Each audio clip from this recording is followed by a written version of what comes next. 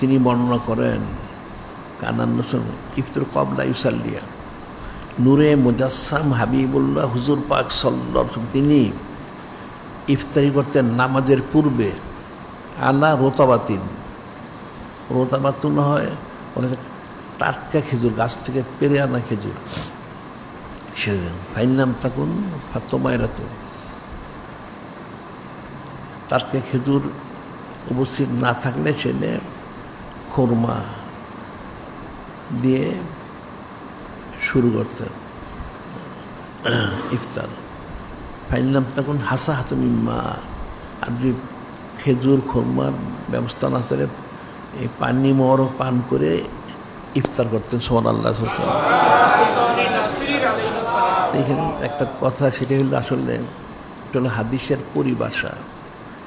এখন আরব দেশে খেজুর খুরমার কোনো অভাব নেই, অনেক অঢেল, না পাওয়ার কোনো বিষয় না। আসলে নূরে মুজাসসাম হাবিবুল্লাহ হুজুর পাক সাল্লাল্লাহু আলাইহি ওয়াসাল্লাম সকলের জন্য, সর্ববিষয় সর্বকারের জন্য, সমস্ত সৃষ্টির জন্য উনি সর্বোত্তম এবং সর্বশ্রেষ্ঠ, উনি আদর্শময় সুবহানাল্লাহ।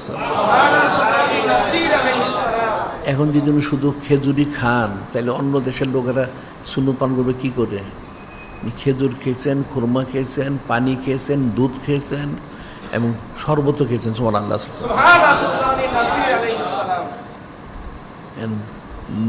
না থাকার কারণে আসলে বিষয় এরকম না। সেটা হচ্ছে উনি উম্মতকে যদি উনি তালিম দিবেন, তারা যেন কখনোই কোনো অবস্থাতেই এই সুন্নত বরক থেকে মাহরুম না হয়, সেই ব্যবস্থা করেছেন সুবহানাল্লাহ। আরেক হাদিসে বলা হচ্ছে আনহু সালমান ইবনে আমির রাদিয়াল্লাহু আনহু ক্বালা রাসূলুল্লাহ ইজা আফতার আহাদুকুম ফালিফতির আলা তামারিন ফাইন্নাহু বারাকাতুন ফাইনলাম ইয়াজিদ ফালিফতির আলা মাইন ফাইন্নাহু তুহুরুন। আবার আরেকটা হাদিসে বলা হচ্ছে হযরত সালমান ইবনে আমির রাদিয়াল্লাহু আনহু তিনি বর্ণনা করেন নূরে মুজাসসাম হাবিবুল্লাহ হুজুর পাক সাল্লাল্লাহু আলাইহি ওয়াসাল্লাম নির্দেশ করেন যে তোমরা যখন ইফতার করবে তাহলে খেজুর দিয়ে ইফতার করো। ফাইনাল মেয়ে যদি না পাও ফলে ইফতার মাইন, তাহলে পানি দিয়ে ইফতার করো। খেজুর মধ্যে বরকত রয়েছে, ফাইনাল তোহর মধ্যে পবিত্রতা রয়ে গেছে সুবহানাল্লাহ।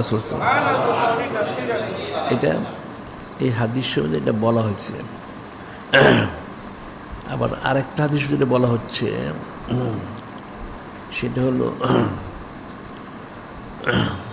সালমান ফারিসি রাদিয়াল্লাহু আনহু ওনার বর্ণিত লম্বা হাদিস বলা হচ্ছে শাহরুন ইউজাদু ফি রিজকুল মুমিন, শাহরুন ইউজাদু ফি রিজকুল মুমিন, এই রমজান শরীফ মাসে মুমিনদের রিজিক আল্লাহ বৃদ্ধি করে দেন।